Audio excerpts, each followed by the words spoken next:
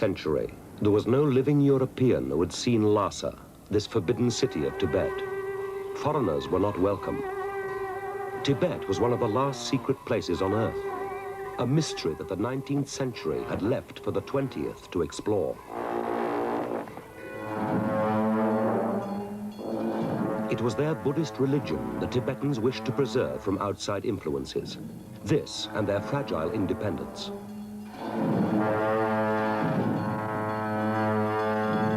Like a no-man's land behind the Himalayas, Tibet kept apart three empires. To the south was British India. To the west, the expanding Russian Empire. To the east and north, Imperial China. The Chinese had always claimed Tibet to be part of China, a claim they had only rarely been able to enforce. In the 1930s and 40s, a few outsiders had visited Tibet. Mostly British political representatives come up from India. These pictures from the films they took reveal Tibet as a medieval country, devoted to its spiritual and earthly leader, the Dalai Lama.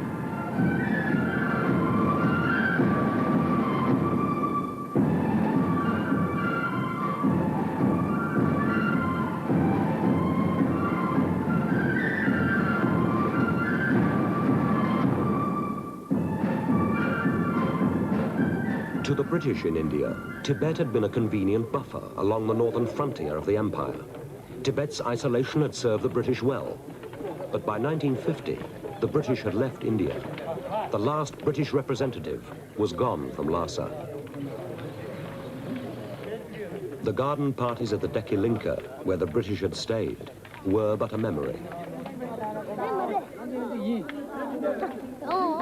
There was a new world order now.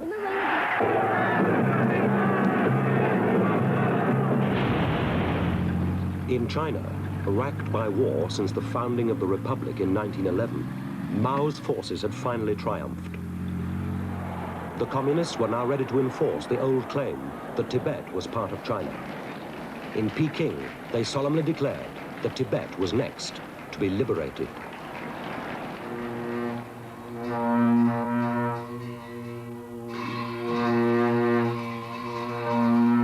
There is today just one European, an Austrian, who had first-hand experience of what happened in Lhasa in the last days of 1950. I had been living in Lhasa for 5 happy years. After escaping from a British internment camp in India, together with Peter Aufschneider, we had reached Lhasa, became employees of the Tibetan government. I also became friend of His Holiness the Dalai Lama. By 1949, the Chinese threatened Tibet with what they called liberation. Everybody in Lhasa knew that the Chinese were going to carry out this threat. The Tibetans loved their independence and were clearly entitled to enjoy it.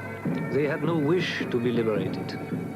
The little Tibetan army was hurriedly reorganized under the supervision of a cabinet minister. Monks and officials were trained as officers.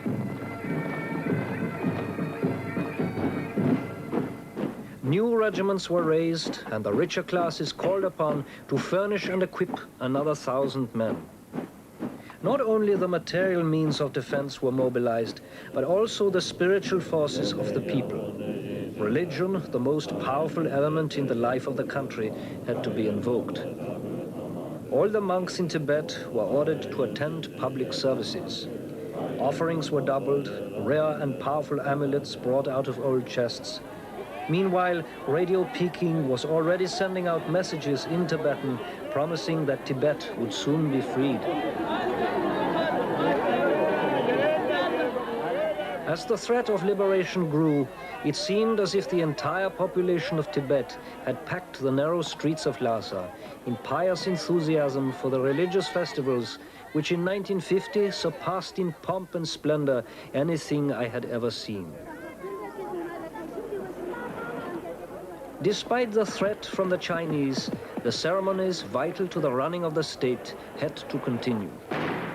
4 weeks after the great New Year festival, the 20,000 monks of the monasteries around Lhasa descended once again into the city for the second prayer festival.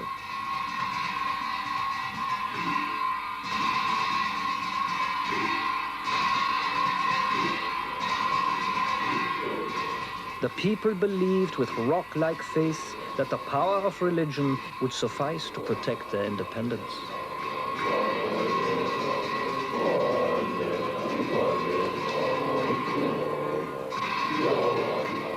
The main event of the Second Prayer Festival was the chastisement of evil spirits. The full force of the Tantric order was mobilized. In front of the central cathedral, the abbots of the great monasteries were challenged to throw dice to decide the fate of Tibet. Two scapegoats, symbolizing evil, were the challengers. Representatives of the Tibetan government supervised the contest. They took no chances. The dice were loaded. The faces of the abbot's dice all marked with sixes, those of the demons with ones.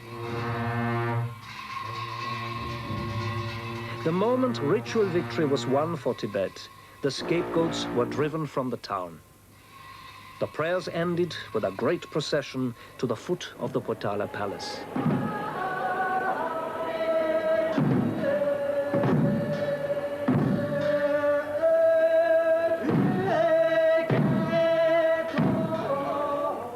The procession symbolized the dedication of his people to the Dalai Lama. And the new year, appropriately and successfully observed, the people of Lhasa would in normal times relax and agree that they had good reason to look forward to another year of peace and prosperity. But this year, the prayers failed, and the game of dice. The evil omens multiplied. Monsters were born. There was an earthquake. In vain, the government sent monks to the centers of ill omen to banish the evil spirits. When, in blazing summer weather, a gargoyle on top of the cathedral began to spout water, people were beside themselves in terror. The town buzzed with rumors. The state oracle was frequently consulted. His prophecies were dark. A powerful foe threatens our sacred land from the north and east. Our religion is in danger.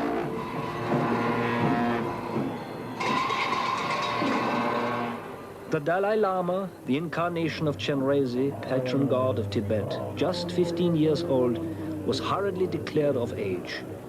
The old regent stepped down.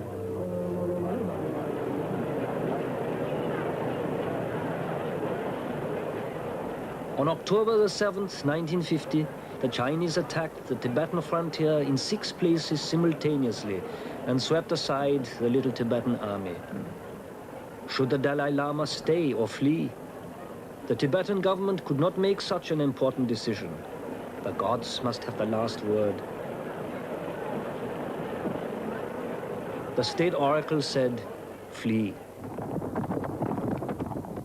I felt like a spectator at a play who foresaw the tragic denouement and was saddened by the inevitable end, but had to sit out the last act.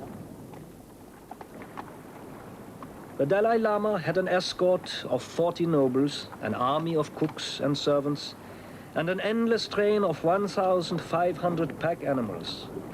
The curtain had rung down on feudalism, and they knew it.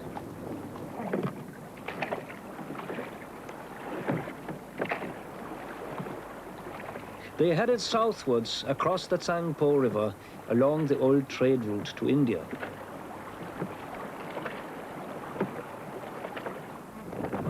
News of the Dalai Lama's approach soon reached the Tibetan town of Gyantse. Small white stones were laid along the sides of the streets to ward off evil spirits.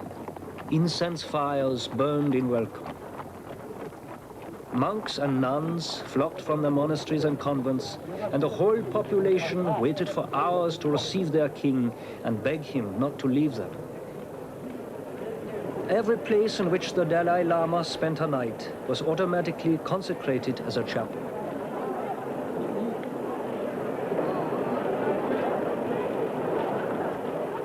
From Gyantse, the party carried on across the Himalayas towards India.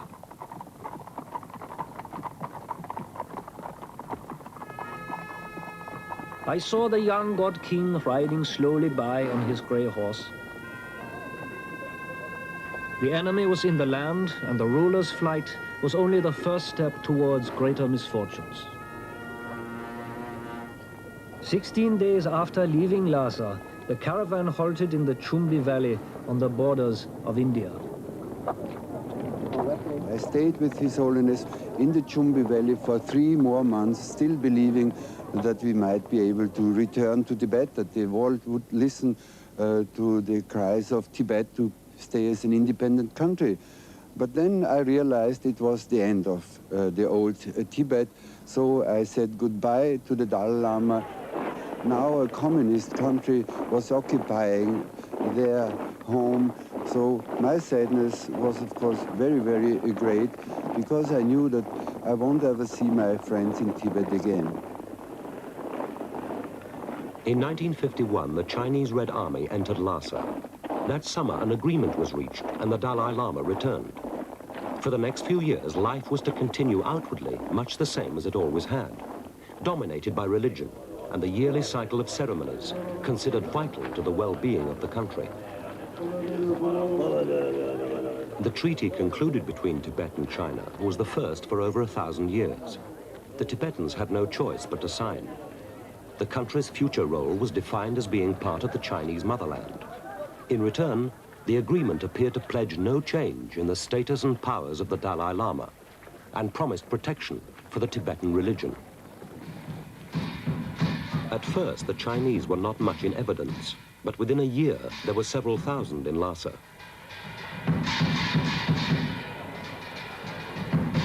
Food and fuel became scarce. Relations between Chinese and Tibetans deteriorated. In 1954, the Dalai Lama was invited on a long visit to Peking. The journey to China was filmed by Jigme Tering, a Tibetan official whose wife, Mary La, tells the story. His Holiness party left Lhasa accompanied by the Chinese commissioner. The whole of Lhasa had come to see the Dalai Lama off. On the banks of the Kichu River, hundreds of people burnt incense to wish His Holiness a safe journey. They were afraid he might never be allowed to return.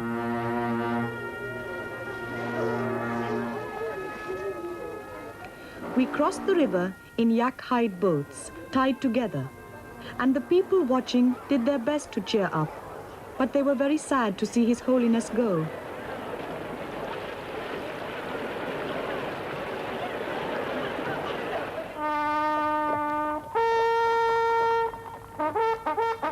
The Chinese said that this visit to Peking would help the Dalai Lama by widening his knowledge.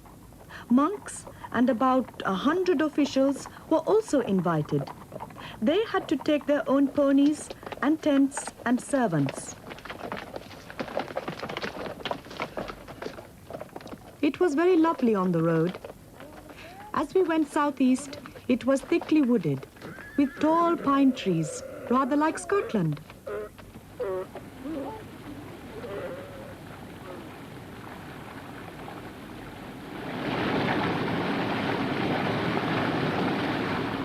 Though the countryside was very beautiful, there was not a very happy atmosphere. It was here that we heard that the whole town of Gyantse had been washed away in a terrible flood that drowned more than 2,000 people, including many of our friends. After 12 days, the way became very dangerous, as the Chinese were taking us along the unfinished road they were building for motor vehicles. We had to walk for hours. The mud was about 9 inches deep.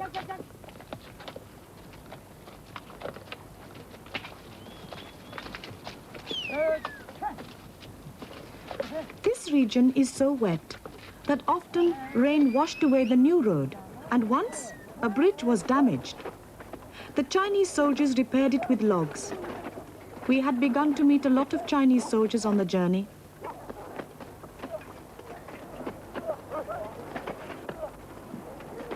The Chinese and our Tibetan officials were having discussions as we traveled. Relations didn't seem to be very good. Several Chinese that I had met in Lhasa were supervising the road building. They came to see us, to wish us a happy journey. They said we should take an interest in learning political science and join the Chinese. Then we would be much safer in the future.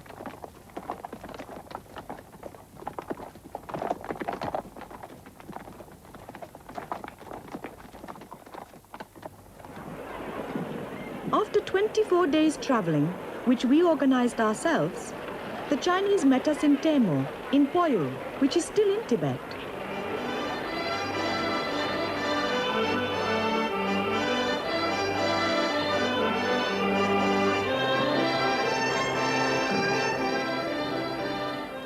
From here, it was the Chinese who arranged our accommodation and transport.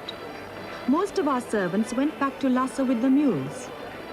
Now there were new Russian jeeps for His Holiness group. About 30 jeeps for officials and about 50 trucks for the junior officials and servants.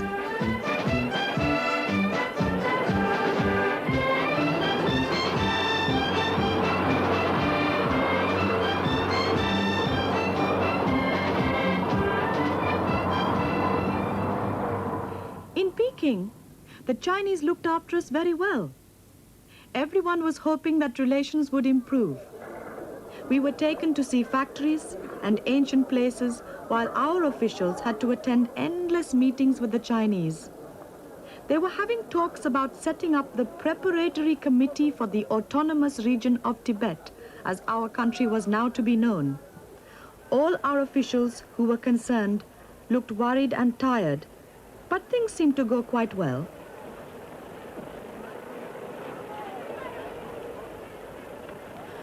After 5 months in Peking, we started our return journey to Lhasa through eastern Tibet. His Holiness visited many monasteries and gave sermons at each important town. Thousands came from far away to greet him. The people showed him much faith and love and were so happy they threw themselves towards him.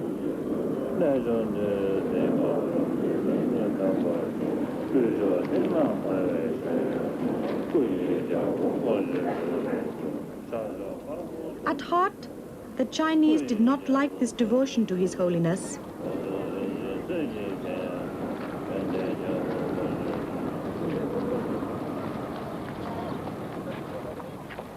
By now, the new motor road to Lhasa had been completed, and the journey that had taken 24 days a year earlier could now be done in a week. Huge crowds gathered to see His Holiness at all the stopping places along the way.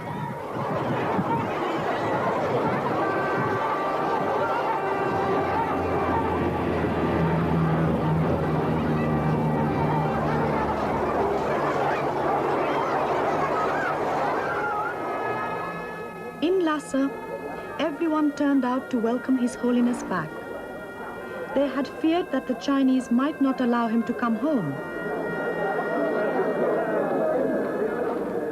There were now many more Chinese in Lhasa. They had built a bridge across the Kichu River.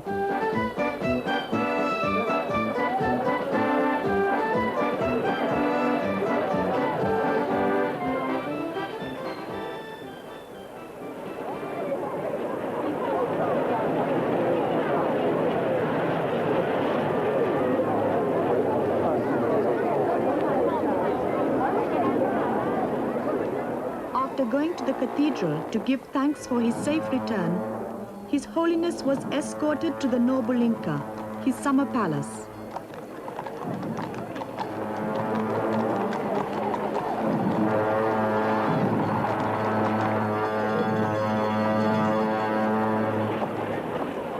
In Peking, there had been many speeches about the great friendship between Tibetans and Chinese, but there was no great friendship.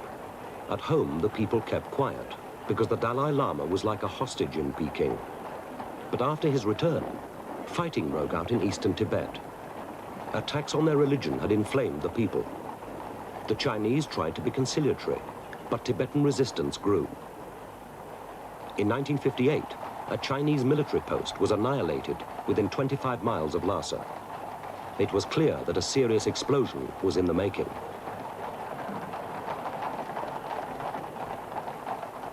In January 1959, the Chinese again asked the Dalai Lama to go to Peking. He declined, explaining that he had to take important religious examinations that month. Although he was already the ruler of Tibet, he still had to prove that his religious knowledge made him worthy of office.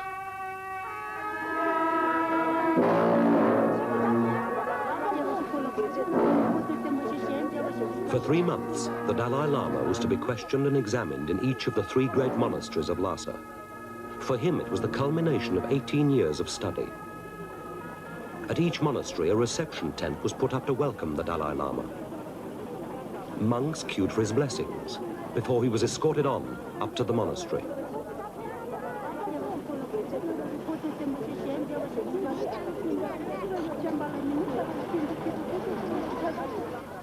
Religion was at the very heart of Tibet.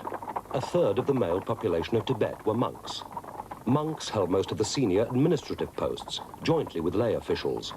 The senior member of the Tibetan cabinet was a monk. Everything in Tibet was subordinate to religion. The Dalai Lama himself was a god incarnate.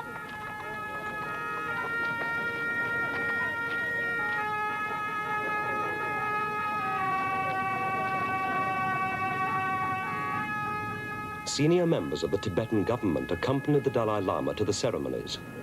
Cabinet meetings were held at the monasteries throughout the 3 months of the examinations. In all my years in Tibet, wrote Heinrich Harrer, I never met anyone who expressed the slightest doubt about Lord Buddha's teachings.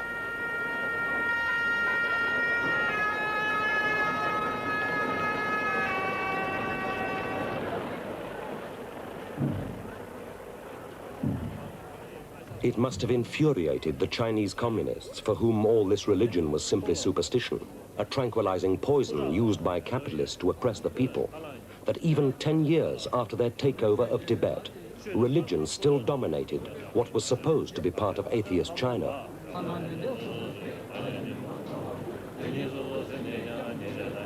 In the whole history of Tibet, there was no record of there ever having been any popular opposition to the system. The monks looked after the spiritual needs of the people, and whatever the cost, the people supported the monasteries.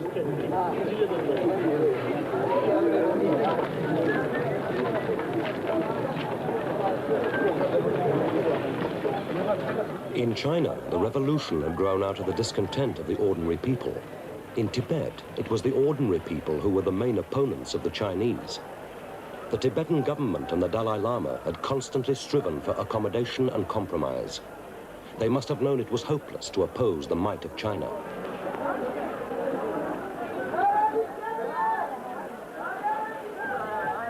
The last stage of the Dalai Lama's examination took place in Lhasa in the Jokang, the central cathedral.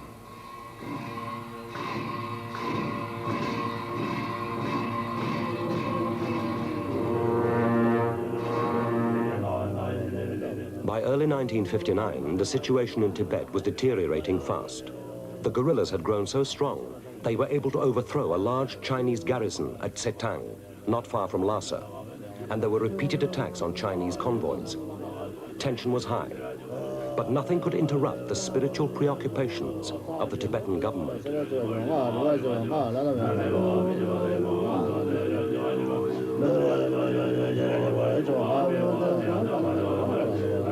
Shortly after the successful completion of his examination, early in March 1959, the Dalai Lama was invited to attend a display at the Chinese barracks in Lhasa.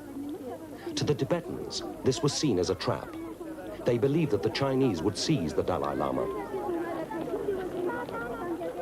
Thousands swarmed to the Norbalinka summer palace to protect him. It was the beginning of an uprising against the Chinese.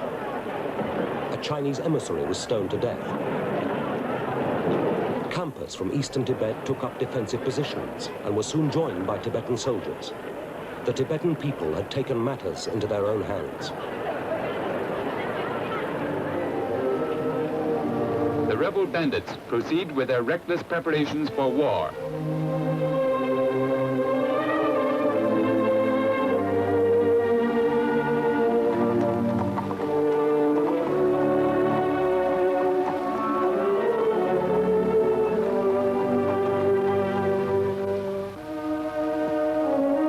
watched and restricted, the Dalai Lama was now held under duress in the Nobulinka. Unknown to the Chinese, the Dalai Lama had slipped away from Lhasa by night. The last Tibetan cabinet meeting had denounced all agreements with China on the grounds of persistent violations by China and had proclaimed Tibet independent. Their patience finally exhausted, the military area command called an emergency meeting 7 hours after the outbreak of the revolt. They resolved to resolutely suppress the rebellion and safeguard the unity and territorial integrity of the motherland.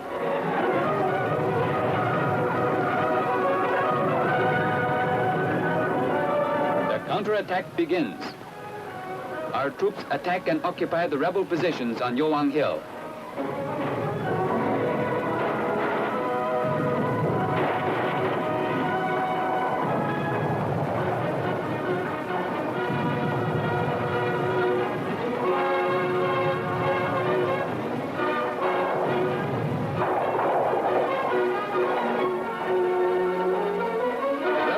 Working hand in hand with foreign reactionaries, betrayed the motherland, and lacking the support of the people, they quickly crumbled. Many who were deceived or coerced into joining the ranks of the rebels are now surrendering their arms.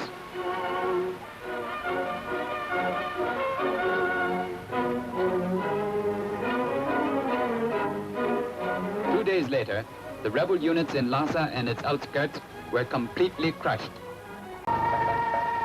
Lhasa citizens participate in the work of clearing up the debris.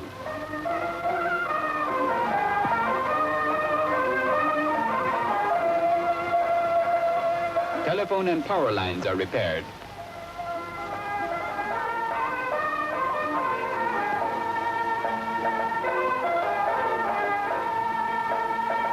Schools are reopened. There is a sudden threefold increase in the number of students attending school.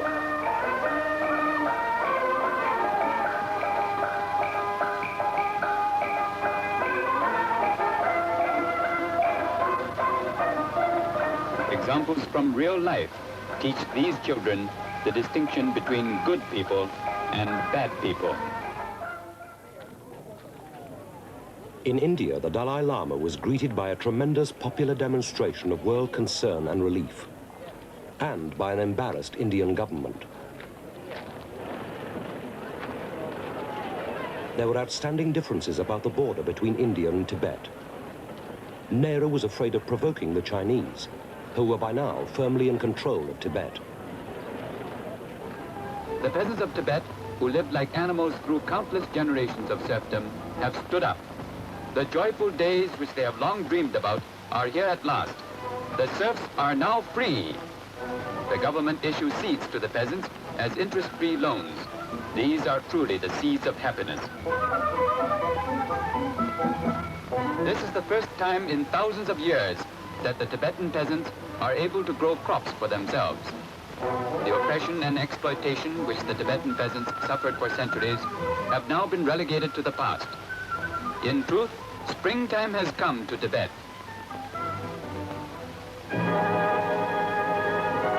Lhasa's 20,000 inhabitants hold a grand rally on the square before the Potala Palace.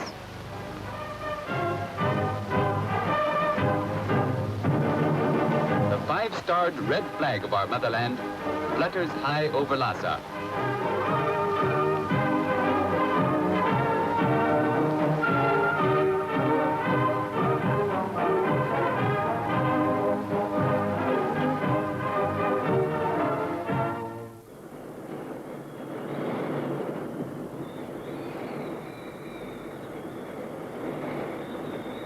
The first of 90,000 Tibetan refugees followed the Dalai Lama across the Himalayas into India and Nepal. They told of the suppression of their religion and brutal treatment by the Chinese. India was not anxious to publicize the camps built to receive the refugees on the hot plains beneath the Himalayan foothills. The Chinese were making threatening charges about India harboring reactionaries. Nehru was dismayed and concerned. The refugees in these camps were escaping what the International Commission of Jurists condemned as the systematic killing, imprisonment, and deportation of those Tibetans who opposed Chinese policies in Tibet. Unaccustomed to the heat and humidity of the plains, the refugees were found work constructing roads in the hills of northern India. There had never been much need for access to India's northern border. In British times, no country could have had a less aggressive neighbor. Now, things were different. Nehru, the great believer in peaceful coexistence, was about to find out why British political officers in Lhasa in the first half of this century had quietly encouraged the Tibetans to keep the Chinese at arm's length. In 1962, Indian border posts on the frontier were overrun by the Chinese. It was for Nehru the final disillusionment with the idea of peaceful coexistence with China.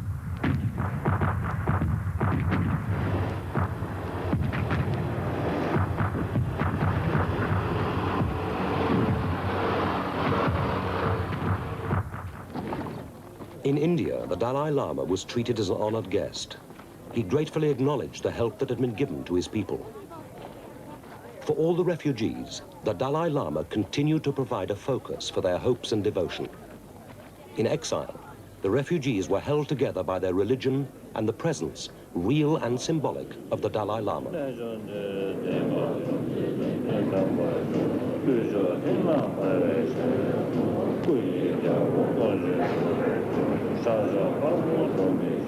Under the Chinese, Tibet was as much a mystery as it had ever been. Few journalists were allowed into the country, and those who were permitted had usually shown themselves to have been sympathetic to the Chinese. In the early 1960s, a British journalist, Stuart Gelder, visited Tibet and filmed what he saw. On the land, there is no sign of mechanization being introduced. The harvest is still sown and reaped as it was in ancient times. And even the help of the Chinese soldiers seen here doesn't speed up the operation by very much.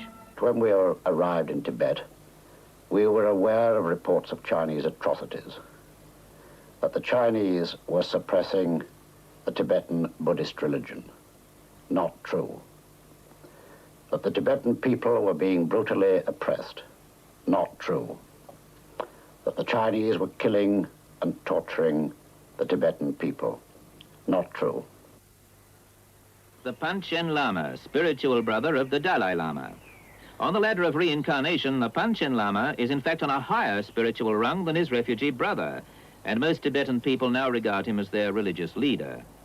On the other hand, the Chinese have appointed him to preside over the Lhasa communist government, but the somewhat odd divergence of responsibility seems not to worry him at all. Indeed, he described himself to us as being a Buddhist dialectical materialist revolutionary worker for the people.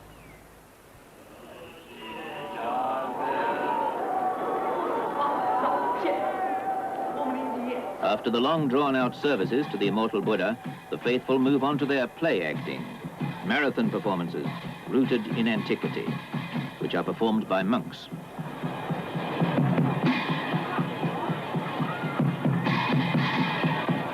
Today, on the top of the maypole, casting a benevolent smile on the people below, is a portrait of the new face the Tibetans must now bow to, the face of their new and mortal leader, Mao Zedong. The center for Tibetans in exile was in northern India at Dharamsala, just across the Himalayas from Tibet. By 1970, here in the midst of the Himalayan foothills, the Dalai Lama had established, with India's goodwill, a symbolic 2-acre kingdom where the Tibetan religion and the spirit of the old Tibet were kept alive.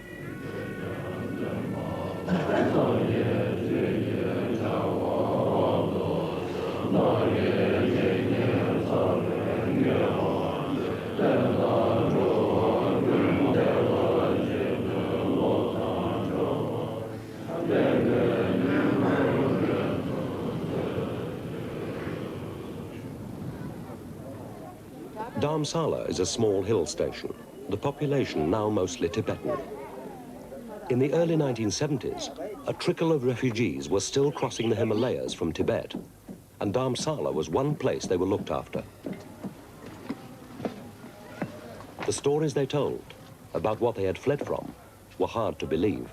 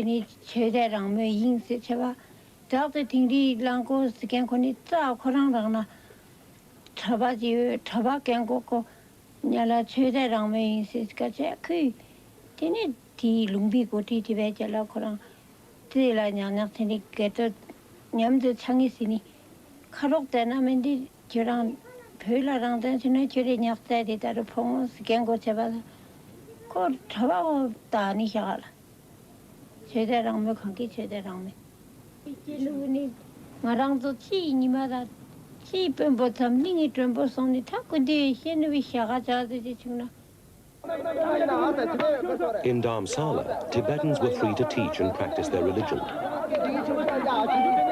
By 1979, the Cultural Revolution in China was over. The Dalai Lama was quietly asked by the Chinese to consider returning to Tibet. They agreed that the Tibetans could send delegations to investigate the situation in Tibet. One of the delegates was from London. I was born in the east part of Tibet, and when I was at the age of 8, I was admitted to the monastery. That's the biggest monastery in Tibet. It's Drepung Monastery in Lhasa. I went to Tibet after 21 years in exile, last year, 1980, to see what is the condition there. And I went as a part of the second delegation, which is sent by Dalai Lama. In the center of Lhasa, the delegations arrived in front of the Chokhang Cathedral. The Tibetans came in thousands, and not only just came to see us, closing their mouths, they were shouting. They were saying, "Long live Dalai Lama, may his wishes be fulfilled."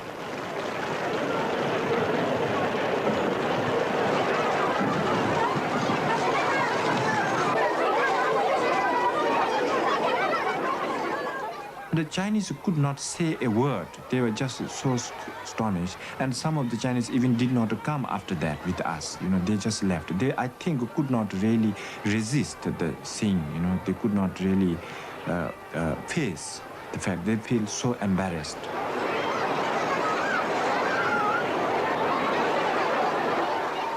I was really surprised. Of course, that was not only in Lhasa, even right in the East Tibet when we first entered. Wherever we went, people gathered and the people came. I think what the Chinese tried to do in the past 21 years, that they completely destroyed the culture, completely, leave no trace, and then introduce a new communist culture, Chinese culture in Tibet.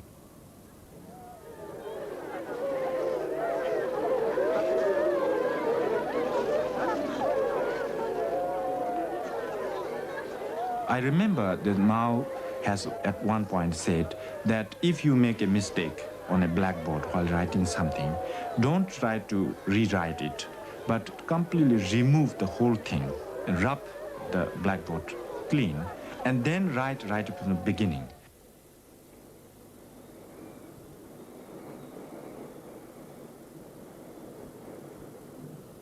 This monastery at one time had 7,000 monks. And today, this is completely destroyed. We did not come across more than 3 towns where we could see some monasteries living.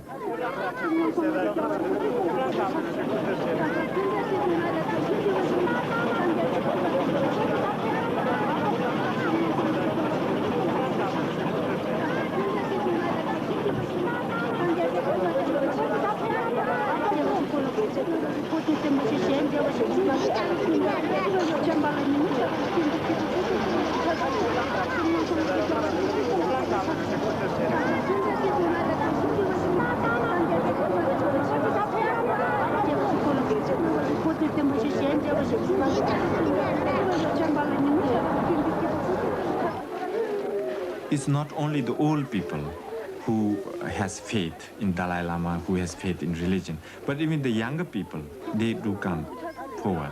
I'm sure they don't know what religion is. This will be first time for these kids to see a Lama, and also Lama who can freely speak to them.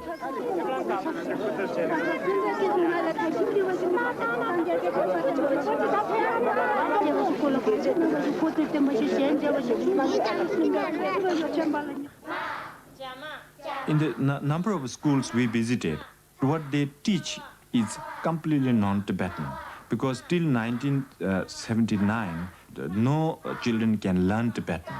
In textbooks, they say history of China, legend of Tibet.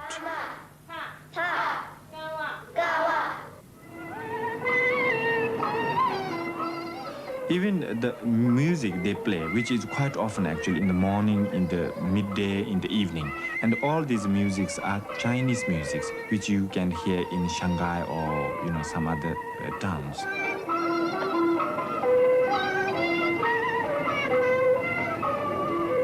Now, when you go to see, to inspect, let's say, the Tibetans working on the field or a construction of building or road or canal, you will see all the Tibetans are there.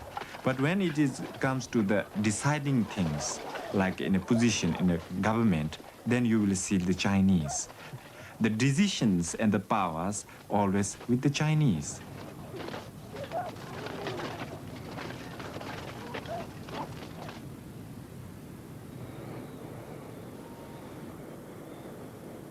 We had 19 to 25 Chinese always with us. When we saw all these monasteries being destroyed and the libraries, all this destroyed, we were really shocked. And we expressed our feeling to these officers, Chinese officers, and a number of times we asked, why you destroy these things? And I think they feel very embarrassed because they never try to defend themselves. They actually admit that these destructions were done. But then they say it is not our fault, which means that Communist Party's fault, but it's a gang of four.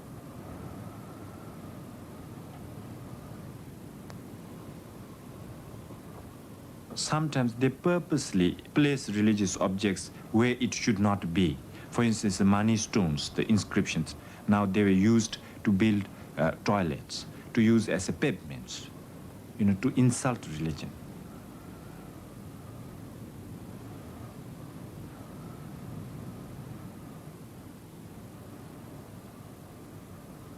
Of some 3,500 monasteries and religious sites in Tibet, only parts of 13 are believed to remain today. With this destruction has gone not only one people's cultural identity, but a part of the rich diversity of the world we all live in. It is a tragedy not only for the Tibetans, but for all of us. Well, it is a tragedy. The Tibetans have a civilization that had developed for 1,300 years. They had an immense literature, largely religious, it's true, and they had developed a very special and very important practice of Buddhism, which they kept up and still keep up in exile. They are a unique people. They have their own language and their own civilization, and surely it's a tragedy to see any civilization dying, even if it is not so long established and so literate and so, I say, use the word polished as the Tibetans.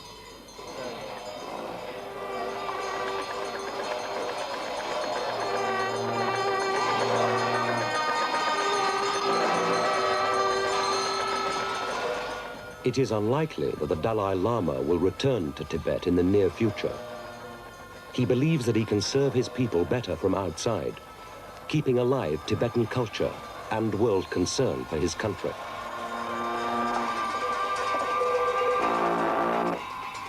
The Chinese, anxious to be accepted in the world today, now openly admit and regret their mistakes in Tibet, for which they blame the Gang of Four. However, a brief period of liberalization this last couple of years appears to have taken a step back since the visits of the delegations. The warmth of the welcome for them has perhaps brought home to the Chinese the strength of Tibetan national feeling, even after 30 years' existence as part of China.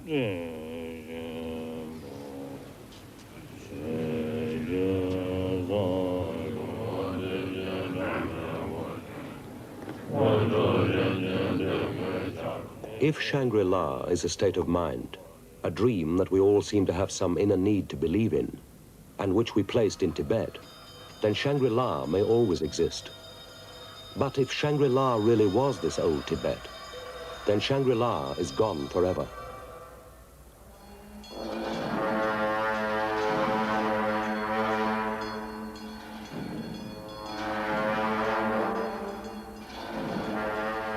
Change had to come to Tibet. It was in today's terms backward, materially undeveloped. But few can believe that the destruction of this, the old Tibet, has benefited the Tibetan people.